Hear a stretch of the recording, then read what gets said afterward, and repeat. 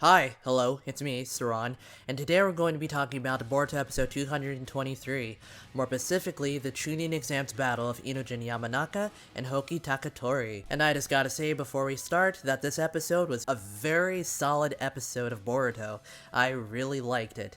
The fight between Inujin and Houki brought me back to, part 1 vibes of Naruto, which just made me very happy. There was actual strategy involved. It wasn't just characters just blatantly fighting each other willy-nilly, which those fights like that aren't necessarily bad, but Naruto is known for their strategic fights, and this is one of them. This fight was very solid, and I'll talk about that later. So we start off this episode with Mitsuki and Boruto sitting on top of a building. Boruto is talking about how he's very excited for the Chunin exams. Mitsuki asks Boruto if he's nervous about it or not, but Boruto is as confident as can be. Boruto sees this as his chance to finally show people, and Naruto, how much he's truly grown since the last Chunin exams. Mitsuki also wants the title of Chunin, showing how he's no longer codependent on Boruto to make his decisions for him. He does indeed want this title for himself, this time around. I like this a lot because it highlights how much Mitsuki has grown as a character. So, both Boruto and Mitsuki both won the title of Chunin.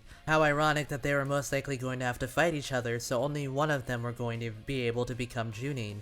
But don't worry guys, Himawari is here to save you two from having to fight each other, starving us of a potentially really good fight in the Chunin exams. Himawari calls out Boruto's name and then him and Mitsuki go to check it out. We learn that Himawari is still undergoing pre-academy ninja training, with the same trio that she had back in episode 154 of the series, which was quite a while ago in the series.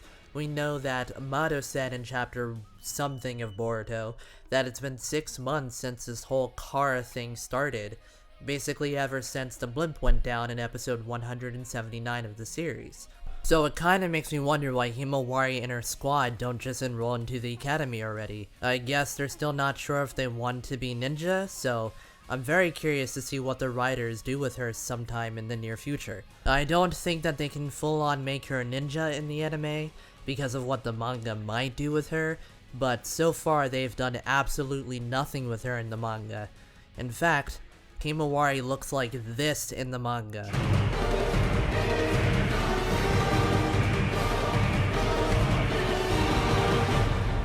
Yeah, that's gotta be one of the most terrifying Naruto characters I've ever seen. So yeah, I don't really know what they plan on doing with Himawari, but personally I would really like to see her become a shinobi. Anyways, she explains to Boruto while she was out training with her friends that they came across some very suspicious looking people. Her teammates decided to pursue them in order to keep an eye on the situation, but she stayed behind in order to get help. Himawari suggests that maybe she should have asked Naruto for help instead, but Boruto, being Boruto, decides that he'll check it out himself, stating that he still has more time left before the Chunin exams officially starts. Yeah, I see where this is going, and it's not just because I read the spoilers for the next 3 episodes. I do find this a bit forced, but it's not that bad, considering Boruto had no reason to suspect that this would be anything that him and Mitsuki couldn't easily handle. What kids find sketchy at 10 years old could be something very minor. Also, since Naruto is busy supervising the Chunin exams, if this ended up being something very small, it would have been absolutely pointless to go get Naruto. But he could have grabbed another adult like Rock Lee or Kiba, but considering that he would have to search a large part of the village to even find where they are in the first place, it could have wasted time if this ended up being something actually serious. And if those sketchy people actually ended up being a problem and they got away, they could have ended up leaving the village with a valuable asset in Amado, so this might have ended up being a good decision on Boruto's part in the end, but I'll talk about that later. We see Kawaki in the Naruto household. Naruto is basically trying to convince Kawaki to watch the Chunin exams, but he doesn't want to. Naruto basically convinces Kawaki by saying he'll be able to see lots of cool ninjutsu at the exams. I like this right here. I think Kawaki in his head isn't 100% sure if he fits into the shinobi environment. Nor is he sure if he even wants to be a shinobi yet, and going to watch an exams full of shinobi probably makes him uncomfortable. He still doesn't think that even after all this time, he belongs in this village. But I predict that him watching the Chunin exams will most likely be the thing that pushes him to want to undergo shinobi training that was mentioned in Boruto chapter 60 in an effort to gain more power. So if watching the exams leads him to the shinobi training stuff that gets mentioned in the manga, then I'm liking the setup so far. Konohama re-explains all the rules of the Chunin exams to the teams. Boruto and Mitsuki still haven't arrived at the arena yet, and if they don't come back in time, they will be disqualified, and it's making Sarada very anxious. Yeah, sorry Salad, but they're not coming. This Chunin exams will most likely be a way to promote one member of each team to Chunin. I don't see there being more than one member of each team being promoted to Chunin. Team 7's Chunin will obviously be Sarada, which makes sense because in Boruto manga chapter 58, it was never outright stated that she was a Chunin, but in the manga she did seem to be in a team leader position, and was calling the shots during Team 7's and Kawaki's training. And if the anime decides to make her a Chunin, that would make sense. I'm really liking the connective tissue that's going on between the anime and the manga right now. I'm a big fan of that, but ultimately, it all depends on how this is executed. So it's pretty obvious that Inojin won't be promoted to Chunin, mainly because he lost his fight, and I don't see Chocho winning hers either, especially because of who she's going up against. I have a feeling that they're doing this because Team 10 already has a Chunin in Shikadai, so there's no reason to promote Inojin and Chocho to Chunin as of right now, since they already have a Chunin and can already go on Chunin missions. Denki and Wasabi will most likely end up being the Chunin of their teams. I would much prefer having Iwabe become the Chunin and not Denki, but since Denki has been the one to get the most focus on Iwabe's team in this arc so far, he will most likely be the one who gets promoted to Chunin. That's just how I see this going. I'm not 100% sure, the spoilers didn't even confirm who becomes Chunin, so I'm still in the dark, but I'm pretty sure this is correct. Boruto and Mitsuki catch up to the other two members of Himawari's squad. This kid's name is Eho, apparently? What type of name is Eho?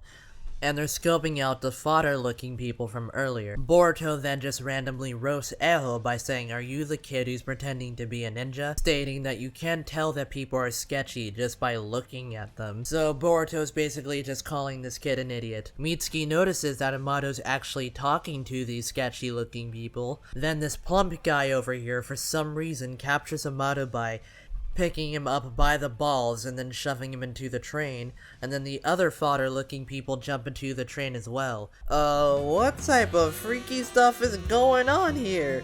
This is a shonen, not a... The train starts to take off and it starts to move. Boruto and Mitsuki go after it by jumping on the train, and they are now getting further and further away from the Chunin exams and the Leaf Village as a whole. So I saw some people have a problem with the fact that Amato was just left unattended in Konoha, because in Boruto manga chapter 59, it was stated that Amato was being watched and surveillanced by shinobi at all times to make sure that he didn't go anywhere. Shikamaru is the one who put this in place. But here's the thing. This line has not been said in the anime, and is yet to be adapted in the anime in general. That part of the story takes place after where we are in the anime right now. So, logically speaking, Amato is not under surveillance yet in the anime, and is just the supervisor of the Scientific Ninja Tools department. So the line that was stated in the manga, since it has not been stated, or has not happened in the anime yet, you cannot fault the anime for not listening to rules that haven't been introduced in the anime as of right now. Amato most likely went out there thinking that he was going to do some type of job for the Scientific Ninja Tools department, and then he ended up getting bamboozled and captured. Yes, I do think that this is incredibly forced. 防御の方はどうかな。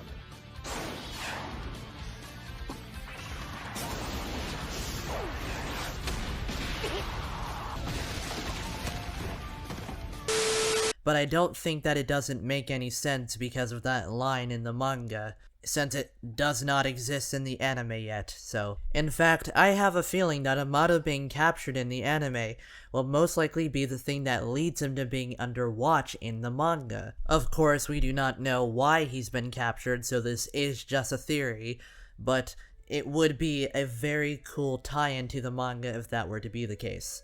We now get to the fight between Inojin and Houki. I might keep the summary of this fight short, because I have more to say about this fight than I can put inside of this video. This video is already getting pretty long, and I'd like to go more in depth inside of this fight in my Chunin Exams fight breakdown. This will of course come out after this arc is over. So I am a big fan of how this fight was done. I thought it was pretty darn good. It's the closest thing to a part 1 Naruto fight since... What I mean by that is that there was actual strategy involved, not just from Houki but from Inojin as well. And it wasn't just characters just fighting each other, which was nice to see. So, with this fight, the match was already set by the time Houki casted his first jutsu. There was really nothing Inojin could do. He could have tried using his sensory abilities that we know that he has because of Boruto episode 177, but he's really not all that great with them, so who knows if it would have even worked here. But not only that, Houki was also pressuring him from multiple sides over and over again. There was really no time to even sense him in this fight. But I will say, if Inojin had better control over his sensory abilities, he probably would have done a lot better of a job against Houki than he ultimately ended up doing. Anyways, because Houki has the ability to remember anything he sees just once, that already gave him a great edge in this fight versus Inojin. The jutsu that he casted was basically an Earth-style maze jutsu, and this is perfect for Houki because of his great memory. He can look around in every single part of his maze and retain that info.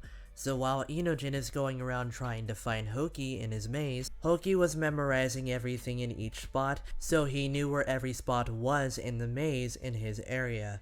Not only that, but it made it possible for him to know every location where Inojin was going to go to in his area as well. This of course made it possible so he could attack Inojin from all of his blind spots, which again gave him an upper hand in this fight. Inojin was eventually smart enough to figure out that he could fly outside of the Earth-style maze, but that ultimately amounted to nothing, since Houki was just able to destroy the platform that he was flying on with his Earth-style Tanshinbo. Before we continue, I would just like to say that Houki being able to create this large of an Earth-style jutsu and being able to maintain it for as long as he did is a very impressive feat. Like, this jutsu is as impressive as the stuff that Kimimaro and Gaara did near the end of Naruto. The amount of terrain that Houki created, I would say, is just as impressive as what they did, which is absolutely crazy because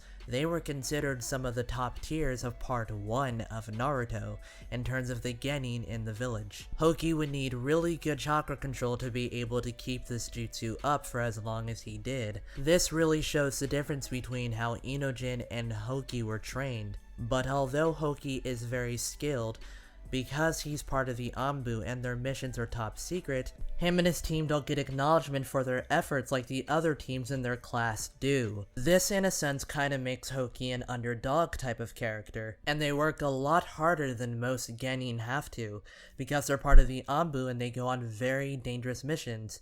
In episode 157, they were one of the teams to scope out one of the Kara hideouts.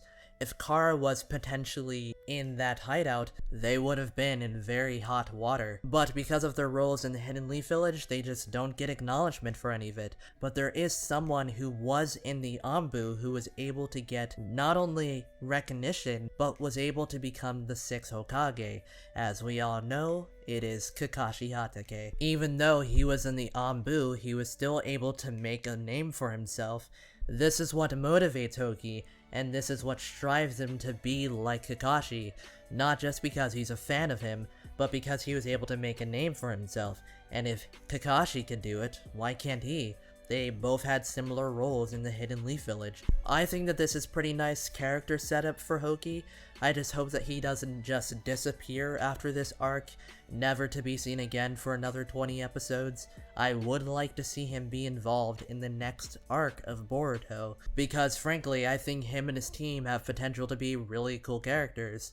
I just hope that they do something with them. Hopefully they're involved with the next arc of the series, but as of right now, that remains to be seen. I'll now be skipping to the end of the fight, because a lot of the stuff that I want to say about the fight, I want to save for my fight breakdown. This video is already getting kind of long, so we'll just discuss the end of the fight. After Houki knocked Inojin out of the sky, Inojin used birds to distract Houki from his location. Houki was eventually able to find Inojin, but Inojin had a mind transfer jutsu ready and turned around at the last second, catching Houki in a mind transfer jutsu. And just like that, Inojin is under the assumption that the fight is over, but instead of immediately having Houki raise his hand up to stop the fight, he underestimates Houki and gets a little cocky.